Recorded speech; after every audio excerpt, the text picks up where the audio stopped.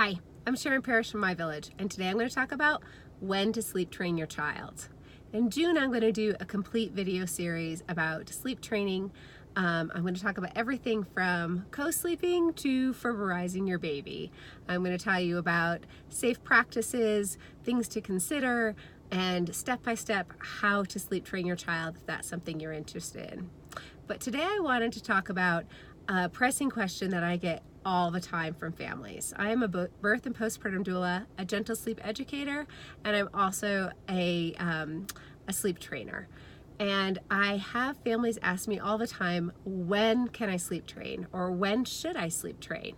And I'm going to tell you that I have found in my years of experience that there are two key factors to successful sleep training. The first is finding the ideal time for your child. And the second is having parents that are fully at peace with the process and are 100% committed to sticking with it. When I talk about finding your child's perfect time to sleep train, we all know that during the first year there are so many developmental leaps. And people often call these sleep regressions, but really sleep regressions are just developmental progressions. So if our child is learning to crawl, we may find that they're on their knees every time we go in and check on them in the middle of the night. Or if they're learning to stand up, they're at the side of the crib and they're standing up. These are not good times to start sleep training because your child is not focused on sleep at these times.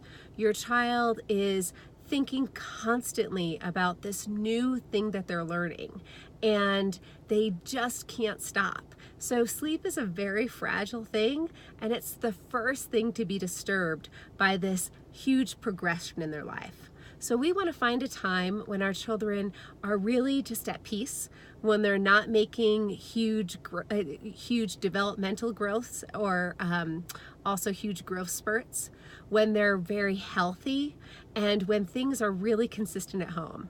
2 weeks before you go on vacation is not the time to sleep train. Living with your in-laws, staying in a hotel, having another child who's sick, when your child's sick, none of those are ideal times to sleep train. So I want you to really think about what is a good time or a sweet spot for your child so that we can introduce this new skill and so that they're going to be completely open and they're going to be ready to learn this. Of course, before you sleep train, you always need to talk to your pediatrician and make sure that they also believe that your child is ready and on track and there's nothing that's going to hinder the experience.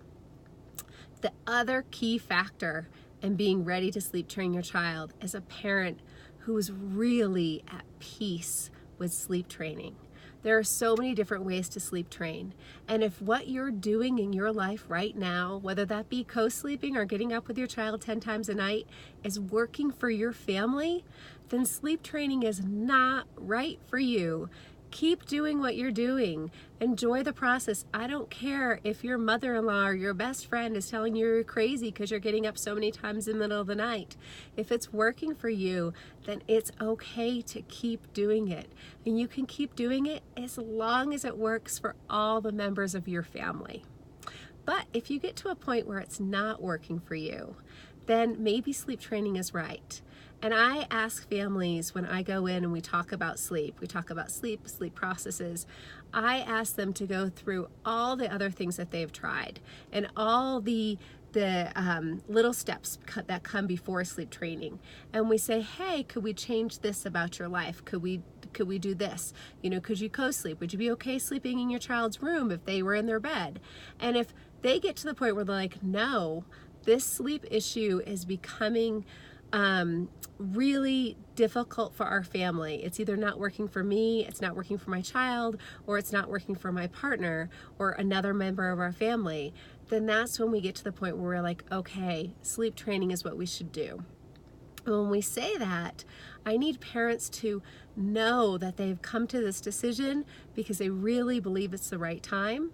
And I need them to really feel that the decision is best for their family, meaning there is no turning back.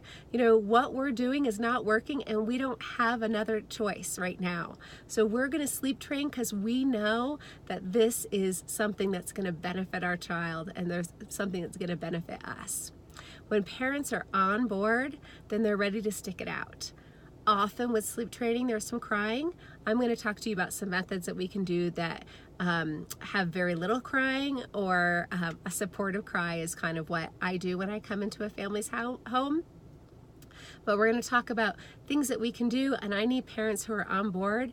And when their child's crying, just like when we put our child in a car seat and they cry, we know for sure that that's really the best place for them to be, and that's really the thing that we want them to do. We put them in the car seat not to torture them, but to give them, because we want to keep them safe and healthy. And when we put our child in a crib and we let them cry, maybe with a parent sitting next to them, we do that because we believe that's the best thing for them developmentally. If you are not ready to make this commitment, I encourage you not to sleep train your child. Because if you do the process for, say, 3 days or 4 days and your child's cried and they've cried excessively, and then all of a sudden you're like, I can't take it, I'm done. Well, you've just basically tortured your child for no reason. You've put them in their crib and you've let them cry, and whether you're there supporting them or not, you haven't done it for any gain. You've just played with their emotions. And next time you go to try it again, because you really know again that it's the right thing to do for your family at that time, you are extending the process and making it much more difficult for them.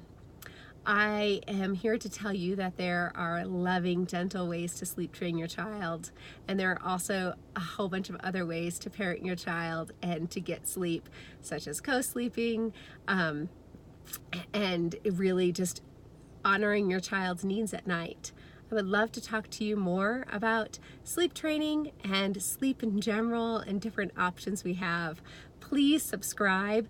Like I said, next month I'm going to come back with I believe a 4-part video series on sleep training, and I would love for you to join me. Have a great day. Bye.